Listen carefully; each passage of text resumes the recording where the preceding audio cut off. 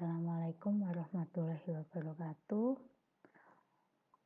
Di pertemuan kali ini kita akan melanjutkan materi di pertemuan yang pertama, pertemuan kedua ya. Nah, sebelum lanjut ke materi, saya akan bahas dulu latihan soal di pertemuan kemarin. Jadi hanya terdiri dari 2 soal ya. Soal pertama, tuliskan dalam bentuk mendaftar. Yang pertama, K adalah himpunan dari X, di mana 2X kuadrat dikurangi 4X dikurangi 6 sama dengan 0. Nah, ini biasanya untuk mencari solusi, untuk mencari X ya, berarti kan sama saja kita mencari solusi dari persamaan linier ini.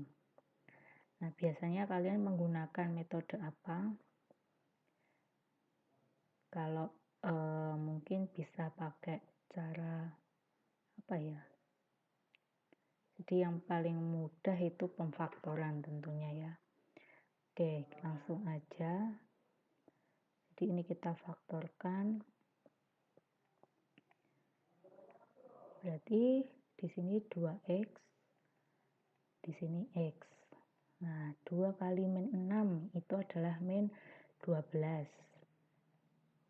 Dan min 4 ya. Jadi dikali sama dengan min 12 ditambah sama dengan min 4. Angka berapa itu? Min 6 dan 2 ya. Min 6 dikali 2, 12. Min 6 ditambah 2 sama dengan min 4.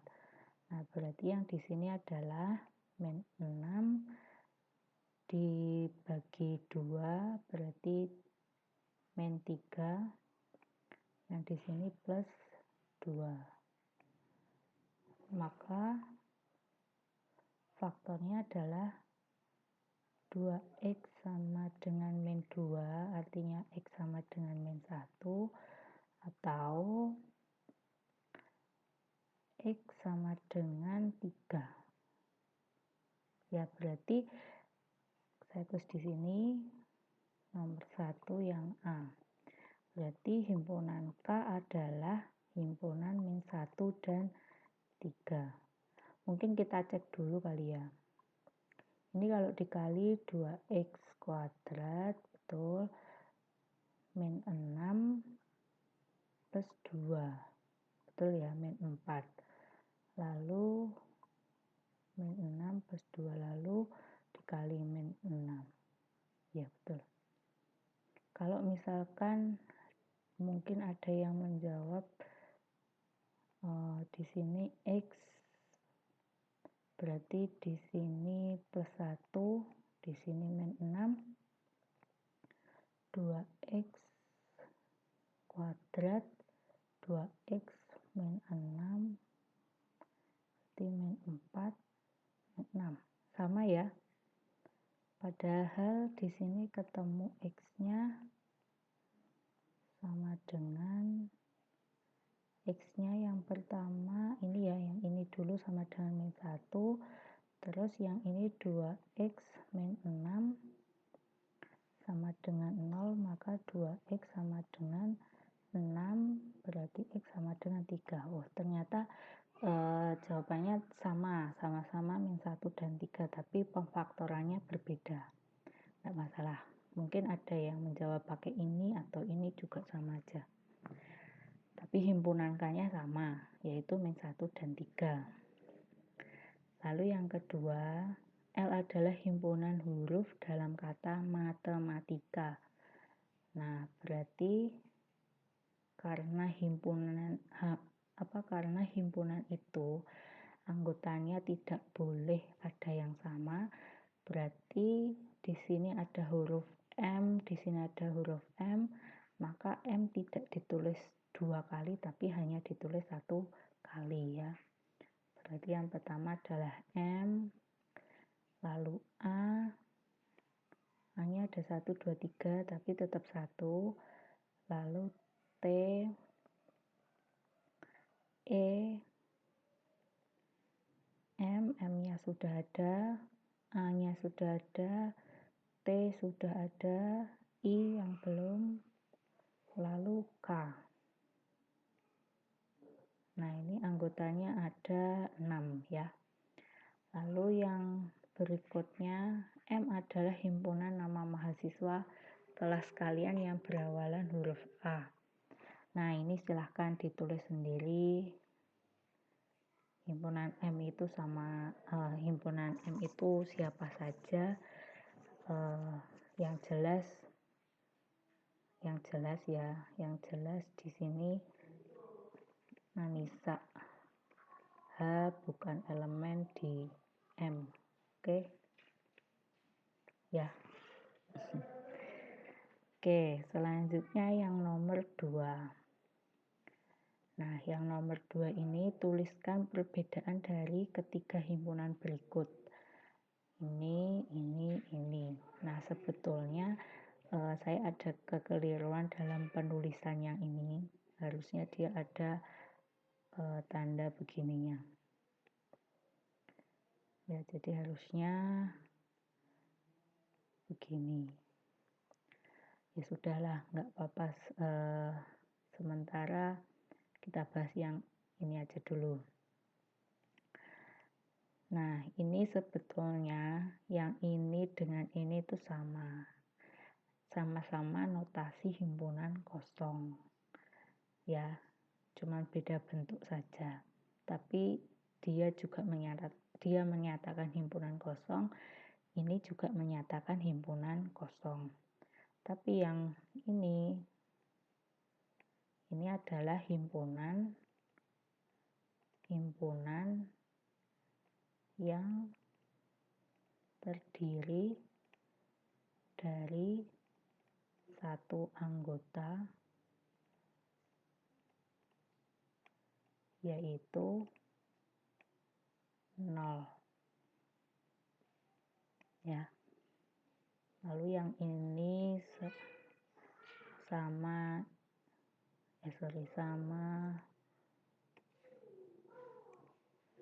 yang ini adalah himpunan, ini notasi himpunan kosong ya.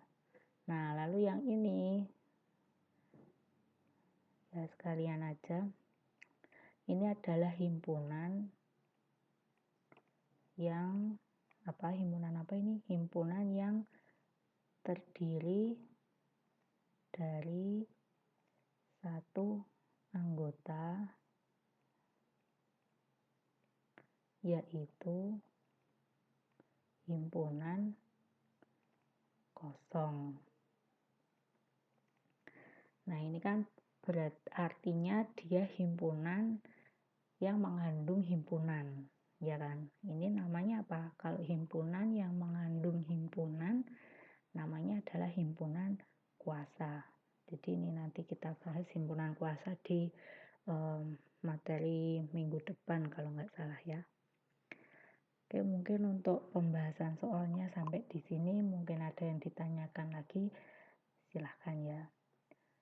Nah, selanjutnya kita lanjut ke materi yang selanjutnya.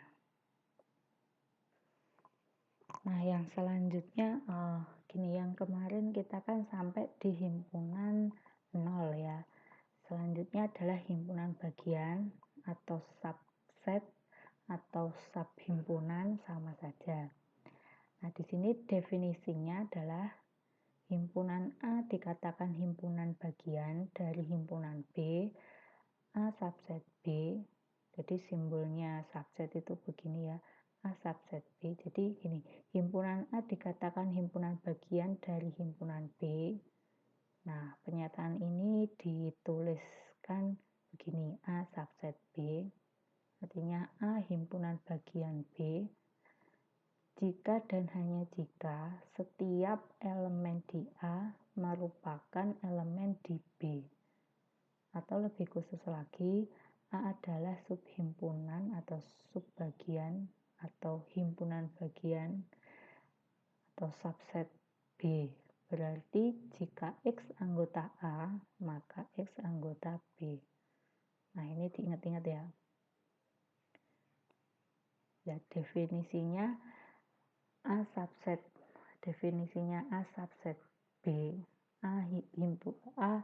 A himpunan bagian dari B, jika dan hanya jika setiap anggota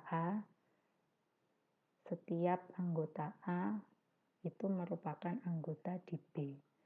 Jadi kalau kita ambil sembarang X atau sembarang anggota di A, maka X itu juga anggota di B. Nah, ini kan. Jika X anggota A, ini tadi nulisnya harusnya nyorotnya dari sini. Jika maka. Ya, jika X itu anggota A, maka X anggota B. Ya, kalau A subset B. Jadi kalau A subset B, maka berlaku ini. Nah, pada definisi di atas, A disebut subset dari B atau B adalah super subset dari A. Kalau dibalik ya, B itu super subset dari A. Tuh, contoh, misalkan A, himpunan 1, 2, 3, 4, 5, 6. B adalah himpunan 1, 2, 3, 4, 5, 6, 7, 8. Maka A subset B, karena semua elemen di A merupakan elemen di B, ya kan? 1 sampai 6 itu ada di B. Nah, misalkan K adalah himpunan ABC, L adalah himpunan BCA, maka K subset L dan L subset K, atau dengan kata lain K sama dengan L. Nah, ini ya, ini subset, ini juga subset. Nanti akan kita bahas perbedaan ini. Nah, ini kalau ada begininya, itu dengan kata lain K sama dengan L. Nah, ini perhatikan bahwa A subset B tidak sama dengan A subset B. Tandanya berbeda ya. A subset B yang begini berarti A adalah subset dari B. Dan memungkinkan A sama dengan B. Sedangkan A subset B berarti bahwa A adalah subset dari B.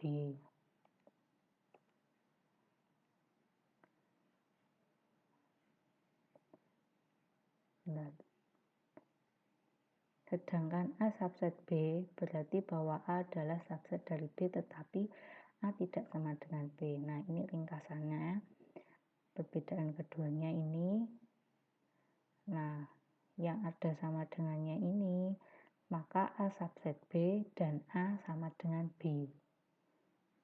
Ya, jika A subset B yang hanya begini, maka A tidak sama dengan B. Itu ya contohnya. Contoh, misalkan X sama dengan X adalah himpunan 4, 5, 6 dan Z adalah himpunan 4, 5, 6, 7, 8. Tentukan semua kemungkinan himpunan Y sedemikian sehingga X subset Y dan Y subset Z. Nah, ini penyelesaiannya. Karena X itu adalah subset Y dan Y itu subset Z, berarti Y harus mengandung semua elemen X. Ya, karena Y adalah super subsetnya X. Jadi semua yang ada di X itu pasti ada di Y. Dan karena Y subset Z, maka sekurang-kurangnya satu elemen dari Z. Kenapa harus satu? Karena kalau enggak satu berarti dia enggak subset ya. Sekurang-kurangnya satu elemen dari Z. Nah, berarti ada berapa kemungkinan? Di sini 4, 5, 6. Z-nya 4, 5, 6, 7, 8. Nah, di sini kan X. Ini kan punyanya X. Kalau punyanya X sudah pasti dia ada di Y juga. Nah, karena syaratnya Y itu harus mengandung sekurang-kurangnya satu elemen di Z, maka kemungkinannya ada 3 ya harusnya. Maaf, ini harusnya ada Y3 juga. Nah, yang Y1 4, 5, 6, 7. Sekurang-kurangnya 1 kan. Nah, yang Y2 4, 5, 6, 8. Ya. Oh, sorry betul ya, Y1 dan Y2 saja. Tadi saya mikirnya ada Y3 itu 4, 5, 6, 7, 8. Nah, ini saya salah loh ya. Ini salah. Kenapa ini tidak masuk di kemungkinan yang ini? Kenapa? Ayo. Ini karena Y3 itu akan sama dengan Z. Kalau ini sama dengan Z, maka ini harusnya ada tanda ini. Ya. Nah, jadi betul hanya ada 2 kemungkinan. Oke, paham ya? Kalau nggak paham, boleh ditanyakan nanti. Selanjutnya, himpunan yang sama. Definisinya, 2 himpunan A dan B dikatakan sama jika dan hanya jika setiap elemen di A juga elemen di B. Dan setiap elemen di B juga elemen di A. Paham ya? Himpunan yang sama jika X, ini kan jika setiap elemen X di A, jadi X elemen A, maka X elemen B. Ya kan? Ya kan? Berarti ini artinya adalah A subset B sesuai definisi. Lalu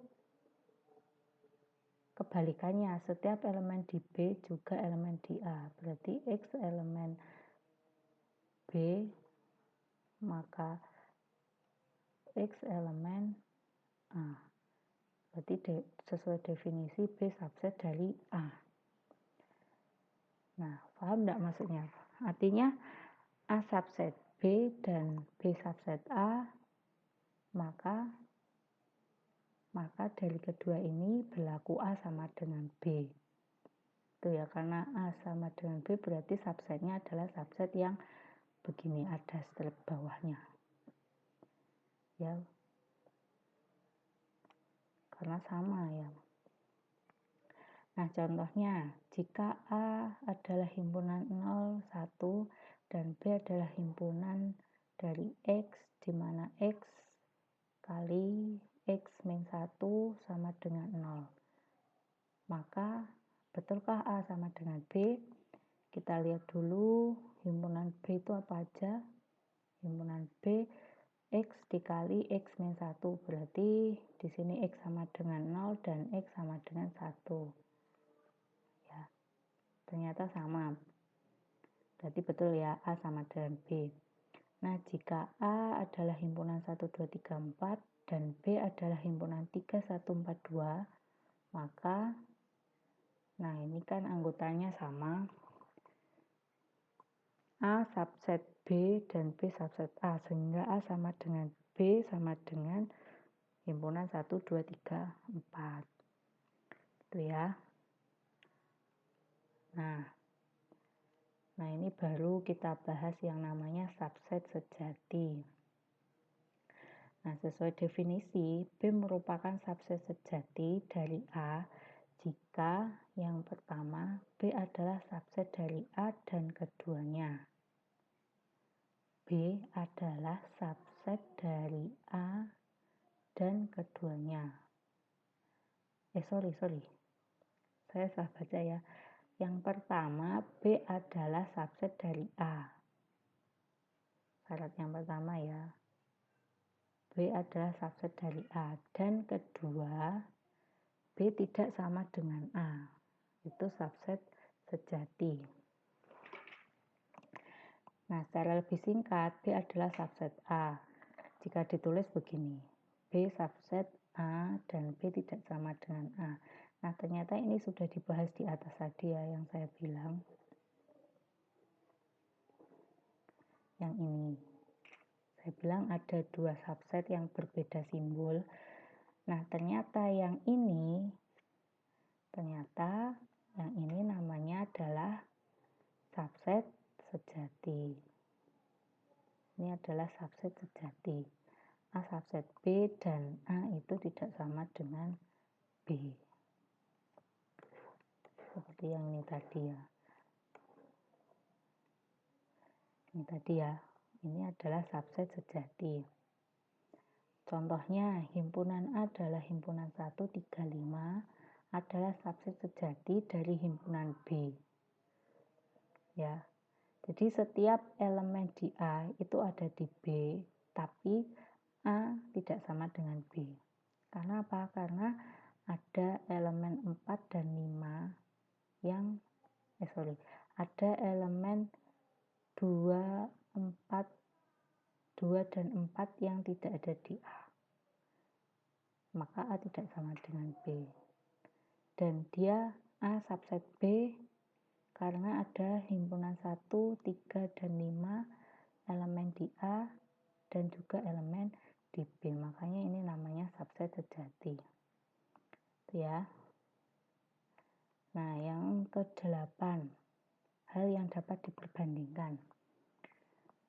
Definisinya begini, dua himpunan A dan B dikatakan dapat diperbandingkan jika A subset B atau B subset A, subset sejati ya, yaitu jika salah satu himpunan adalah subset himpunan yang lainnya.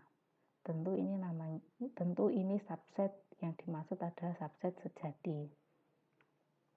Artinya A tidak sama dengan B ya. Nah, dua himpunan A dan B dikatakan tidak dapat diperbandingkan jika A bukan subset sejati B dan B bukan subset sejati A. Perhatikan bahwa jika A tidak dapat diperbandingkan dengan B, maka ada elemen A yang tidak terdapat dalam B dan juga ada elemen B yang tidak terdapat di A. Contohnya, ini sebetulnya saya kurang setuju ya pernyataan yang ini yang ada di buku ini untuk pelajaran saja. Jadi di sini jika A tidak dapat diperbandingkan dengan B, alasannya itu maka ada elemen A yang tidak ada di B dan ada elemen B yang tidak ada di A. Maksudnya gitu kan. Ya, ini memang masuk dia tidak dapat diperbandingkan. Tapi kalau misalkan ingkarannya ini ya, ada elemen di A dan elemen di B, tapi dia tetap tidak dapat diperbandingkan. Contohnya begini, misalkan himpunan A itu adalah himpunan 1 dan 2 misalkan. Himpunan B adalah himpunan 2 dan 1. A subset B, iya, A subset B. B subset A, iya, B subset A. Tapi dia bukan subset yang sejati. Ya, karena A subset B, B subset A, maka A sama dengan B. Ya kan? Pada syaratnya kan dia A subset B atau B subset A. Artinya A dan B itu tidak sama. Itu yang dapat diperbandingkan. Nah, ini kan sama. Gitu ya. Jadi mohon dikoreksi, mohon diperhatikan yang masuk di sini adalah yang subset sejati. Ya. Nah, ini contohnya himpunan A adalah himpunan A. B adalah himpunan A, B, C, maka A dapat diperbandingkan dengan B karena A subset B, subset saja. A dan B tidak sama. Nah, yang kedua, contoh kedua, himpunan C adalah himpunan A, C, dan D adalah himpunan B, C, maka C tidak dapat dibandingkan dengan D karena C bukan subset D. D juga bukan subset C. Karena apa? Karena A anggota C tapi A tidak di D. Dan sebaliknya B anggota D tapi B tidak di C. Nah, yang ini kan satu anggota A, satu juga B, anggota B, dua anggota B, dua juga anggota A.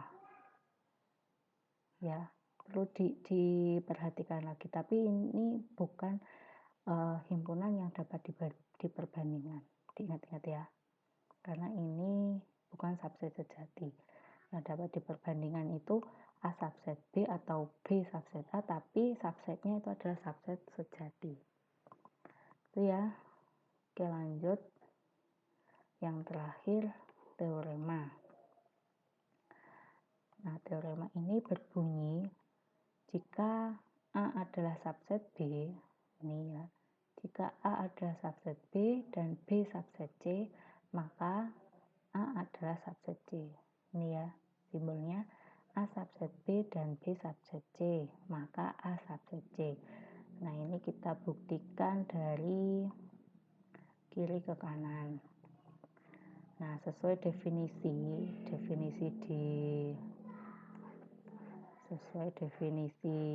subset di nomor berapa ya? Nah, di sini. Nah, kalau A subset B itu kan harus gini, cara membuktikannya. A subset B kita ambil X ya, X anggota A, maka X anggota B. Itu definisinya. X anggota A, maka X anggota B. Nah, berarti kita ambil sembarang X anggota A pertama. Nah, berarti kalau dari kiri ke kanan, yang ini itu diketahui, yang ini ditanyakan. Ya, yang ini ditanyakan, yang ini diketahui. Nah, cara membuktikannya, ambil sebarang X di A. Nah, karena A subset B, karena ini kan diketahui tadi ya, A subset B itu sudah diketahui. Nah, kalau kita ambil X di A, maka X di B, karena A subset B. Ya kan? Dan diketahui lagi, B itu subsetnya C. Nah, kalau X-nya anggota A dan X-nya anggota B, karena B subset C, otomatis X juga anggotanya C. Nah, berarti dari ini tadi, karena X-nya kita ngambil di A, dan ternyata X itu juga ada di C, maka sesuai definisi juga, maka X anggota A subset C. Itu ya. Oke, sampai sini selesai materinya. Bukan selesai, maksudnya materi untuk pertemuan ini sampai di sini. Jika ada yang kurang paham, silahkan ditanyakan di grup ya. Mungkin sekian dulu dari saya. Mohon maaf jika ada kesalahan, mohon koreksinya juga. Sekian dari saya. Wassalamualaikum warahmatullahi wabarakatuh.